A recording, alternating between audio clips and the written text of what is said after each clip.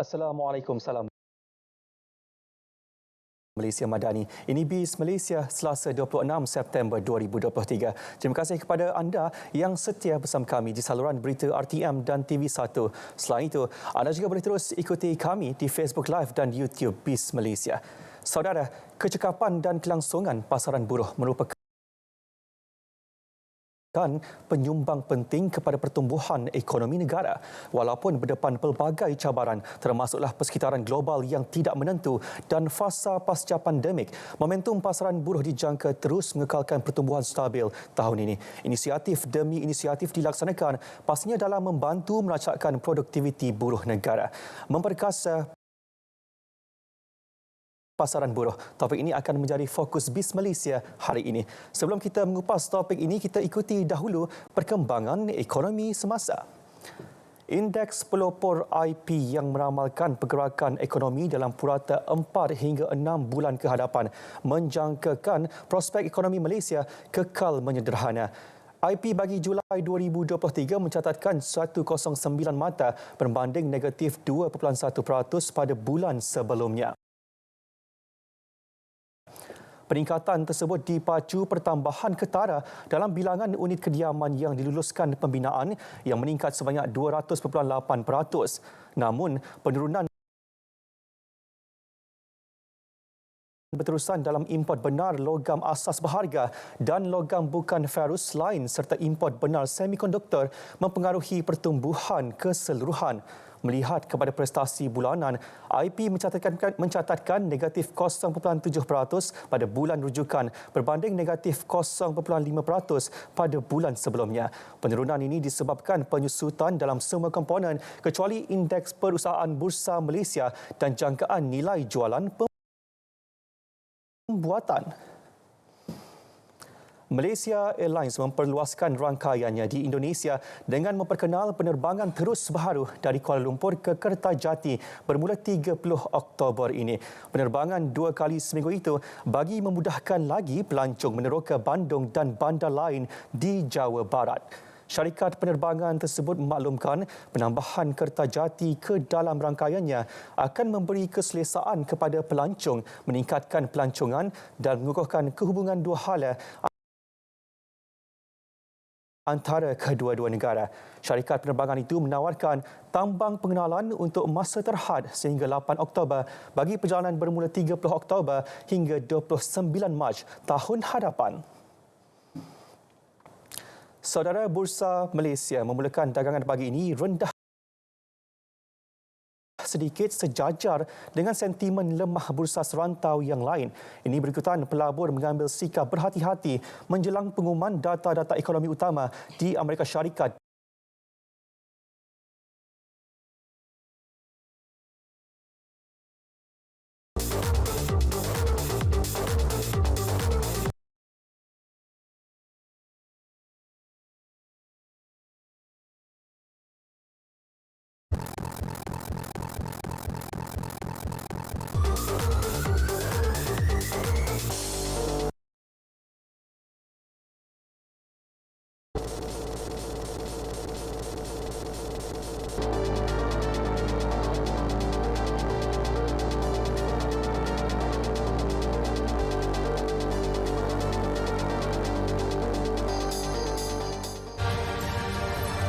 Kadar upah dan gaji buruh berbanding jumlah keseluruhan pendapatan di Malaysia adalah sebanyak 32.4% bagi tahun 2022. Bagi mencapai perkongsian atau maksud perkongsian ekonomi yang lebih seimbang, kerajaan akan melaksanakan dasar yang menyokong peningkatan upah berbanding KDNK kepada tahap 40 dan 45% selaras dengan tahap negara lebih maju. Antara usaha termasuklah kajian semula tahap gaji minimum serta memperkenalkan undang-undang yang menjamin persekitaran kerja yang selamat dan selesa. Kementerian Sumber Manusia dengan kementerian berkaitan akan menghalusi model gaji progresif ke arah kenaikan pendapatan yang lebih terangkum. Peningkatan pendapatan selaras dengan produktiviti adalah kritikal bagi memastikan tahap kualiti hidup yang bermakna. terutama dalam menangani cabaran kos sara hidup.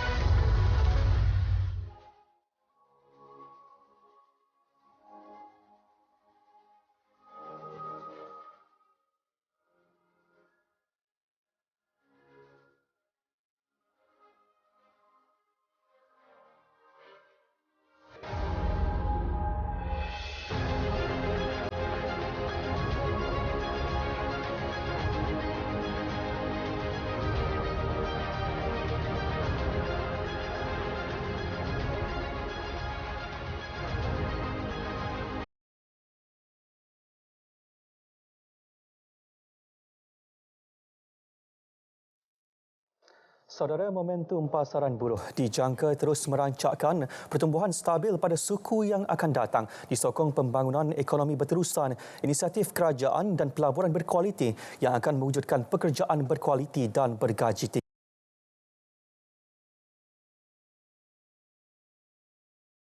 Menurut Jabatan Perangkaan Malaysia, pasaran buruh negara meningkat 2.4% pada suku kedua tahun ini dengan merekodkan 16.73 juta orang, walaupun pertumbuhan agak perlahan dalam guna tenaga dan penurunan lebih kecil bagi penganggur. Oleh itu, seiring perubahan dan ketidaktentuan lanskap pasaran buruh, pemerkasaan pasaran buruh perlu giat dilaksanakan bagi memastikan kelangsungan dan kemampanan pasaran buruh serta pertumbuhan ekonomi negara.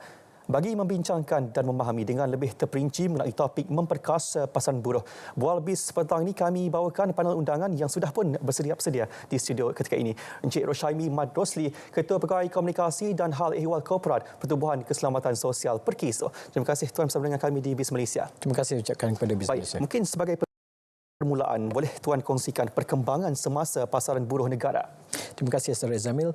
Okey, jika kita melihat daripada laporan daripada Jabatan Perangkaan Malaysia, kita lihat kadar pengangguran negara kali ini di suku tahun kedua memperlihatkan penurunan sebanyak 0.1% daripada kalau kita lihat pada sebelum bulan Mei itu sebanyak 3.5 dan pada bulan Jun menunjukkan penurunan kepada 3.4%. Dan ini merupakan satu petanda baik menggambarkan inisiatif ataupun usaha-usaha yang dilakukan oleh kerajaan dalam memantapkan pasaran buruh negara memperlihatkan hasilnya. Dan di Perkeso sebenarnya kami merupakan agensi di bawah Kementerian Sumber Manusia yang cukup memainkan peranan yang aktif dari segi merancakkan pasaran buruh negara ini. Dan kalau kita lihat dari segi perangkaan statistik Perkeso daripada inisiatif yang kita telah jayakan daripada Januari sehingga Ogos tahun ini, ia memperlihatkan dari segi bilangan penempatan pekerjaan yang telah dijayakan seramai 1,554,287 orang yang telah pun berjaya ditempatkan pekerjaan daripada jumlah 19,381 orang yang dilaporkan kehilangan pekerjaan. Ini merupakan satu orang kata petanda ataupun usaha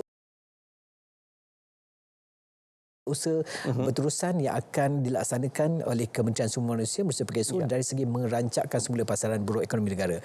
Dan pelbagai inisiatif telah pun kita rancang dan kita rangka, termasuklah melaksanakan aktiviti Karnibal Kerjaya berskala besar, yang mana kita setakat ini dah ada 15 Karnibal skala berskala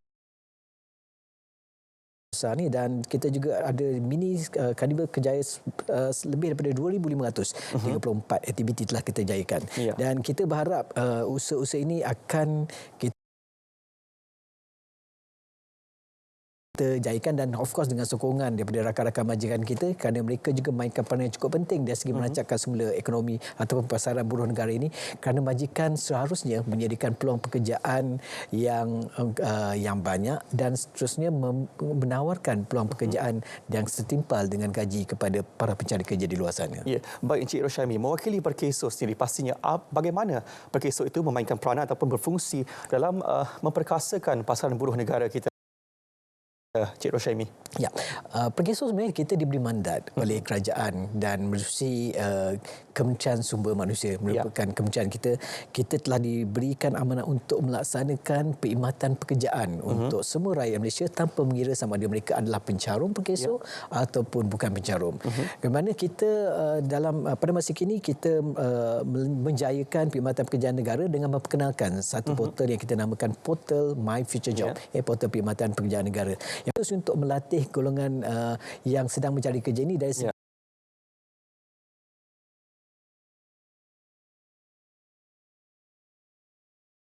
memantapkan skill skill kemahiran sebelum mereka menghadiri sesi temuduga.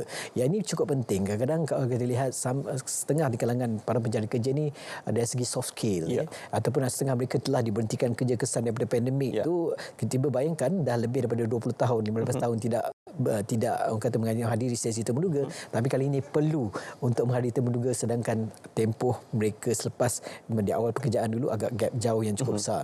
Namun untuk golongan muda khususnya golongan-golongan graduan yang lepasan sekolah ataupun universiti ini, mereka juga turut kita beri peluang untuk mereka untuk berjinak-jinak yang mana mereka boleh melayari portal My Future Job, boleh try mencuba dan boleh try access dari segi apakah peluang-peluang potensi pekerjaan yang terdapat yang ditawarkan oleh portal My Future Job ini. Baik, Tuan, kita lihat itu antara inisiatif-inisiatif di bawah Perkeso dalam memperkasa pasaran buruh, dan dalam Belanjawan 2023 kita lihat kerajaan turut mengumumkan inisiatif-inisiatif memperkasakan pasaran buruh tempatan. Mungkin Tuan, bagaimana dengan perkembangan inisiatif-inisiatif yang diunjurkan itu? Ya, alhamdulillah di atas keprihatinan Kerajaan Madani sebanyak 313 juta telah diperuntukkan di bawah Belanjawan 2023 dan daripada jumlah tersebut kita telah diperuntukkan untuk memperkasakan aktiviti pasaran buruh sebanyak 185 juta melalui tiga inisiatif utama iaitu program Daya Kerjaya bagi golongan yang mudah terjejas. Yang ini merupakan bantuan sebanyak RM600 yang kita bekalkan kepada majikan-majikan yang mengambil pekerja-pekerja baru ini, yang mana tempohnya adalah selama 3 bulan. Dan seterusnya kita ada program Daya Kerjaya TVET. Program Daya Kerjaya TVET ini merupakan training, iaitu program transisi daripada pekerjaan daripada golongan di kalangan graduan perantisan TVET ini ataupun lepasan sekolah, mana kita menyediakan perkhidmatan latihan yang kita akan menanggung kos latihan sebanyak RM4,000 supaya mereka dapat memperlengkapkan ilmu, pengetahuan, skill-skill kemahiran tertentu supaya mereka boleh orang kata market dia punya kepakaran pengalaman dia untuk diambil oleh para majikan di luar sana. Dan di samping itu juga kita ada program Bina Kerjaya yang ini kita khususkan untuk mereka bekerja di sektor tidak formal yang berdasarkan pengalaman dia kita boleh upgrade dari segi skill kemahiran dia, micro credential dia untuk kita tingkatkan peluang-peluang pekerjaan kepada mereka. Dan bila sebut tentang inisiatif kerajaan ni, kita melihat bahawa ia satu inisiatif yang cukup baik, perlu dimanfaatkan oleh para majikan di luar sana dan juga para pencari kerja dan golongan-golongan yang saya nyatakan tadi, kerana ia masih lagi orang kata terbuka sehingga akhir Disember tahun ini. Jadi kepada para majikan seharusnya berebut peluang ini dari segi orang kata menawarkan peluang-peluang pekerjaan, dan kepada para pencari kerja golongan khususnya golongan-golongan muda, golongan penganggur, bahawa mereka banyak peluang pekerjaan sebenarnya yang tersedia. Pulang kepada mereka sama ada mereka nak memilih ataupun tidak. Yang paling penting bagi saya bila kita sebut tentang peluang dah tersedia ini seharusnya dimanfaatkan baik golongan majikan maupun golongan pekerja. Baik, itu antara cara yang kita nak tarik mereka untuk terus bekerja, meningkatkan pasaran buruh dan sebagainya. Dan salah satu inisiatif yang kita lihat akan dilaksanakan adalah penganjuran International Public Employment Forum IPEF 2023. Mungkin Encik Roshaimi, bagaimana forum ini boleh memberi nilai tambah kepada produktiviti pasaran buruh negara? International Public Employment Forum yang akan berlangsung dari 11 hingga 13 Oktober ini adalah merupakan kesinambungan usaha kita dari segi orang kata meningkatkan kefahaman di kalangan para majikan khususnya dan juga para pencari kerja tentang kepentingan perkhidmatan pekerjaan itu sendiri. Dan kalau kita lihat forum ini akan berlangsung selama 3 hari. Kita bawakan lebih daripada 28 orang penceramah dari dalam dan luar negara yang akan berkongsi maklumat berkaitan isu-isu trend pasaran buruh semasa. Dan di sinilah juga boleh jadikan sebagai platform perbincangan yang kita boleh dapat kongsikan daripada pakar-pakar ini tadi, dan di mana forum ini juga turut dihadiri di kalangan mereka yang terlibat secara direct dengan pasaran buruh. Sebagai contoh, kita ada golongan akademik, kita ada majikan, kita ada para pengamal perkhidmatan pekerjaan itu sendiri ataupun HR practitioner practitioner yang akan dapat berkongsi ilmu dan pengetahuan dan seterusnya mengamalkan perkhidmatan pekerjaan yang boleh dimanfaatkan oleh mereka dari segi untuk mengetahui selok-belok trend pasaran buruh semasa. Dan khususnya Babit Khusus yang menitiskan kalau sebagai contoh dari segi sekarang kita lihat dari segi pola bila ada autonomi ataupun boleh kita sebut dari segi perubahan struktur dalam otomasi dari segi konteks pekerjaan yang mana benda ini juga turut mengubah dari segi trend ataupun cara majikan berfikir, cara majikan untuk memperkasakan industri mereka. So perkara-perkara ini mereka akan dapat dan insya-Allah bila mereka belajar lagi mereka dah lihat trend apa yang perlu mereka ikuti selepas ini. Dan dari segi kalangan para pencari kerja boleh melihat dari segi apa keperluan pasaran buruh semasa sekarang. Ya. Baik, selain daripada pemerkasaan pasaran buruh, apa antara intipati lain yang akan diketengahkan ketika IPF 2023 ini bila mana termasuk dalam membantu keselamatan sosial? Okey, bila kita sebut tentang keselamatan sosial, apa intipati lain? Ya. Okey, kita melihat bahawa salah satunya ialah kepada mereka, mereka boleh melihat dari segi pembangunan dasar dan polisi yang mereka boleh terapkan dalam membincangkan isu-isu keselamatan sosial ini. Yang mana bila mereka pelajari perkara ini dari segi dasar dan polisi, mereka boleh melihat dari segi apakah nilai tambah yang boleh mereka jadikan dalam program keselamatan sosial sedia ada ataupun mencipta sesuatu yang baru yang mungkin boleh dilaksanakan. Dan bila kita sebut tentang intipati ini juga, dia merangkumi juga dari segi aspek kepentingan untuk mereka dari segi kesedaran keselamatan sosial itu sendiri. Yang mana perkara ini menjadi sekarang ini merupakan satu keperluan. Kadang-kadang ramai di luar sana yang melihat tidak perlu ataupun tidak penting perlindungan kesempatan sosial. Bila berlaku sesuatu kemalangan, baru mereka sedar pentingnya perlindungan kesempatan sosial. Jadi ini perkara yang akan kita terapkan. Di samping itu juga yang paling penting saya melihat dari segi aspek inclusivity, yang mana program ini juga sepanjang IPF yang berlangsung ini juga kita akan terus menekankan tentang kepentingan kesempatan sosial yang lebih inklusif kepada golongan rentan. Sebagai contoh kita ada wanita, golongan warga emas dan juga golongan orang berupaya. Dan yang apa yang saya nampak yang cukup penting selain daripada itu ialah dari segi amalan terbaik.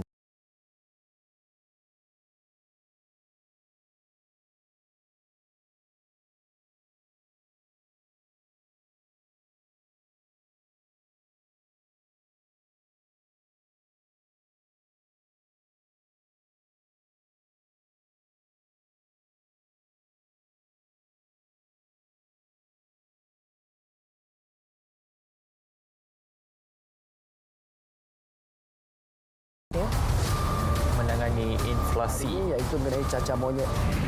Sebalik pada minggu ini juga diramal boleh berlaku dalam maklumat terkini dan tepat. Bagi segmen notifikasi. Untuk minit terakhir menyambut Hari Jantung Sedunia, hentikan spekulasi. Pastikan sahih. Tak pasti, jangan kongsi.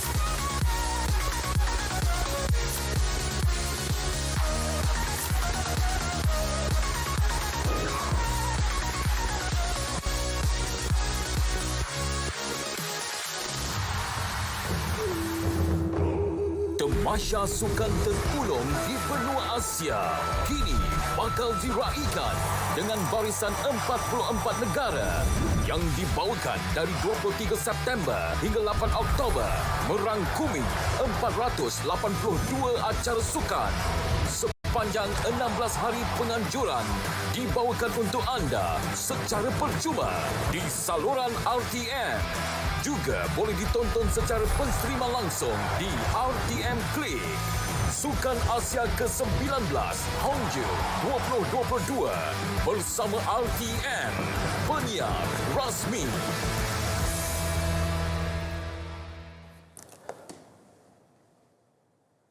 Kembali dalam BIS Malaysia membawakan topik memperkasa pasaran buruh bersama dengan Encik Roshaimi Madrosli, Ketua Pegawai Komunikasi dan Hal Ehwal Korporat Perkiso. Kita teruskan saja, mungkin siapa sebenarnya bila kita bercakap dengan IPEF ini, siapa sebenarnya yang perlu hadir untuk menghadiri IPEF 2023 ini? Okey, kita terbuka kepada semua orang, ya, semua ramai yang berminat untuk menyertai IPEF boleh hadir, tetapi bila kita sebut tentang, kita mengharaplah golongan-golongan seperti dari segi pemain industri itu sendiri, ahli akademik, pengkaji dari segi badan kerajaan, pengubah-pengubah dasar dengan polisi yang terlibat secara langsung dalam pengurusan sumber manusia untuk turut serta dan menyertai International Public Employment Forum ini. Sebab kenapa saya highlightkan perkara ini? Kerana banyak isu dan topik yang kita akan kupas. Antaranya adalah termasuklah isu berkaitan dengan transformasi pasaran buruh negara itu sendiri, dan termasuk juga isu jaringan keselamatan khusus bagi golongan penganggur dan yang mereka telah diberhentikan kerja, dan termasuk juga isu yang hangat kita bincangkan sekarang ini berkaitan dengan isu TVET, pelaksanaan TVET dan pemerkasaan tenaga buruh untuk golongan belia. Dan kepada golongan SME juga tidak terkecuali, di sepanjang IPEF ini juga kita turut menekankan kepentingan topik berkaitan dengan pemerkasaan syarikat kecil dan juga sederhana, dan juga pemerkasaan dari segi perkhidmatan untuk pekerjaan kepada golongan rentan dan juga pasaran buruh. Dan saya sebenarnya ambil kesempatan ini untuk ucap terima kasih kepada BIS Malaysia. Mungkin kami boleh wawarkan kerana tinggal beberapa hari saja lagi IPEF ini akan berlangsung. Kita mengharapkan penyertaan lebih ramai lagi di kalangan para penonton di luar sana yang mungkin mendengar rancangan ini untuk menyertai IPEF, kerana perspektif yang unik kita akan bawakan menerusi persidangan ini, iaitu pasaran buruh dalam melahirkan pekerja yang berdaya tahan dan dalam era endemik, dalam berteraskan konsep madani. Dan untuk itu kita menggalakkan kepada mereka di luar sana yang ingin menyertai IPEF, bolehlah melayari ipef2023.perkeso.gov.my. Ya, baik, kita sekarang ni tuan dalam penghujung September memasuki Oktober, dan biasalah setiap tahun Oktober November adalah bulan yang penting untuk kita saksikan pembentangan belanjawan. Betul. Dan menjelang pembentangan belanjawan 2024 ini, apa harapan tuan mewakili mungkin Perkiso dan sebagainya dalam aspek pemerkasaan pasaran buruh dan keselamatan sosial? Ya, semua orang ternanti-nanti dan menunggu apakah pengumuman yang akan bakal diumumkan oleh kerajaan dari segi pemeriksaan pasaran buruh. Dan kalau kita lihat dari segi pengumuman sebelum ini, dari segi belanja 2023, saya yakin dan saya pasti kerajaan still menitik beratkan tentang kepentingan pemerkasaan pasaran buruh. Dan kita, di peringkat kami sendiri di Perkeso dan Kementerian Sumber Manusia, kami sentiasa bersedia menjadi agensi ataupun kerajaan dari segi menyalurkan bantuan yang diperlukan oleh rakyat dan announcement bajet yang akan diumumkan oleh Yang Amat Berhormat Perdana Menteri nanti. Kerana kita melihat dari segi buat manusia ini ada keperluan, ada keperluan dari segi insentif tertentu untuk terus dikekalkan, dan ada juga keperluan mungkin ada insentif tertentu yang perlu diperkenalkan. Namun dalam konteks kita memastikan dari segi kerancakan pasaran buruh ini, kita pun harus ingat juga kita tidak boleh terlalu kebergantungan kepada peruntukan-peruntukan tertentu daripada kerajaan. Tapi kita amat mengharapkan supaya bila kita agak suka untuk kita pun masih lagi menunggu daripada kerajaan yang sedang meneliti dari segi cadangan-cadangan bajet ini, dan apa yang kita harapkan in the end bila pengumuman bajet ini dimaklumkan nanti kepada rakyat sudah tentunya mengharapkan suatu bagaimana kerajaan akan terus merancakkan lagi pasaran buruh ekonomi. Kalau kita lihat tadi dari segi kadar pengangguran dah start menurun, tapi yang paling penting dari segi merancakkan peluang-peluang pekerjaan. Itu yang cukup penting. Sebab daripada siri-siri Karnival Kerjaya yang kami anjurkan, kita dapat melihat bagaimana kerajaan begitu harapan yang cukup tinggi datang ke Karnival Kerjaya kita, dan ada yang sampai sanggup tak berkisah untuk berhijrah dari luar bandar untuk datang ke bandar untuk mencari peluang pekerjaan. Dan kita lihat kat sini bahawa keperluan pekerjaan ini cukup penting buat masa kini kepada mereka dari segi untuk meneruskan kelangsungan ekonomi mereka. Jadi saya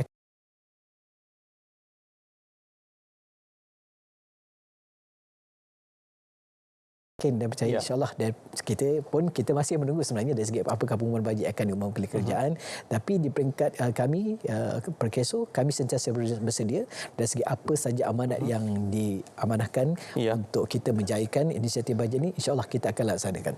Baik, yang pastinya intipati ataupun jangkaan belanjawan 2024 ini akan menjadi topik perbincangan di IPF pastinya, dan mungkin Encik Roshaimi boleh kongsikan siapakah penceramah ataupun panel yang akan memberi maklumat ataupun terlibat dalam IPF 2023 ini. Kalau kita lihat dari segi panel-panel, bukan setakat panel dalam negara saja, yang paling penting termasuk juga luar negara.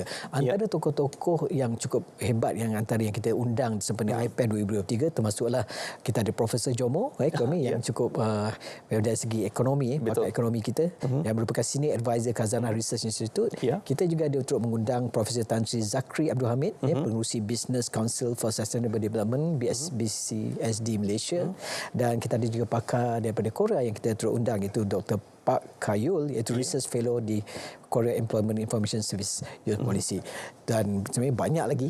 Dan termasuk kita undang juga Ratu Bowling Negara, Datuk Shalin Zulkifli, yang berkongsi dari segi pengalaman beliau, cabaran beliau sendiri dari segi untuk menjadi ikon sukan yang cukup hebat.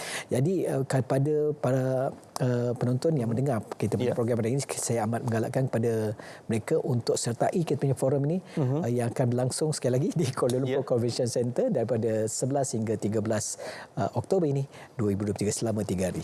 Baik, mungkin sebelum kita mengakhiri topik kita ini, mungkin ada lagi nasihat ataupun kata-kata daripada Encik Roshaimi mengenai langkah ataupun inisiatif untuk kita sama-sama membantu dalam produktiviti pasaran buruh negara. Okey, saya melihat kerjasama ni perlu terlibat dengan semua, dengan pelbagai. Bukan setakat kita mengharapkan kerajaan dari segi menyediakan bantuan dan sebagainya. Sebaliknya kita juga harus melihat dari segi peranan masing-masing. Okey, macam dalam konteks kita di Perkeso, of course kita menyediakan peluang perkhidmatan pekerjaan, kita menyediakan portal perkhidmatan pekerjaan negara. Namun apakah sekiranya segala perkara itu telah pun disediakan, tapi kita sebagai user ataupun rakyat ataupun majikan ataupun pekerja tak memanfaatkan peluang yang tersedia, yang telah disediakan oleh kerajaan, yang sepatutnya dimanfaatkan. Dan dalam konteks ini sebenarnya saya sebut tentang peluang pekerjaan ini juga, saya nak tekankan bahawa majikan of course nak mencari yang terbaik. Betul. Dan pekerja juga of course mengharapkan sesuatu bila mereka pergi hadir, ketemu duga. Apa yang paling penting, kita pun kena faham dari segi peluang-peluang yang tersedia itu, kita pun kena menyelami bahawa akan keperluan majikan yang bagaimana. Kadang-kadang kita kena memahami juga dari segi tahap kelayakan akademik kita, and then dari segi apakah yang majikan itu cari, apakah orang kata nilai-nilai tertentu yang dilihat oleh seorang majikan untuk mengambil seorang pekerja. Begitu juga dari segi konteks pekerja, dari segi kesediaan mereka, dari segi peluang pekerjaan tu, dia tidak sekadar untuk memohon saja. Sebab yang paling penting orang kata berusaha dari segi bersedia untuk mengetahui apakah skop-skop peluang pekerjaan itu sendiri. Sebab kadang-kadang kalau kita lihat daripada pengalaman kami dari mengajukan sesi Carnival Kerjaya ini, kita lihat kadang-kadang ada yang berjaya, ada yang gagal. Tapi kadang-kadang bila kita kaji balik kenapa gagal, bila kita bertanya balik kepada majikan, kita mencari kandidat yang begini. Tapi saya melihat bahawa jangan berputus asa, sebab kita tahu peluang tu sentiasa terbuka. Dan macam kami di Perkeso sendiri akan terus berusaha membantu rakyat yang memerlukan bantuan, termasuk golongan pekerja, sama ada golongan rentan dan sebagainya. Macam saya nyatakan tadi, perkhidmatan yang kita tawarkan kepada mereka di luar sana bersifat face to face, mereka boleh mendapatkan khidmat sokongan daripada pegawai perkhidmatan pekerjaan kita seluruh negara. Baik, terima kasih banyak kita ucapkan kepada Encik Roshaimi Mat Rosli, Ketua Pegawai Komunikasi dan Hal Ehwal Korporat Pertubuhan Keselamatan Sosial Perkeso, untuk keputusan topik kita pada hari ini. Untuk itu saya Izzah bin Nasir, BIS Malaysia edisi 25 September 2023 berakhir di sini. Salam Malaysia Madani, tekad perpaduan penuhi harapan.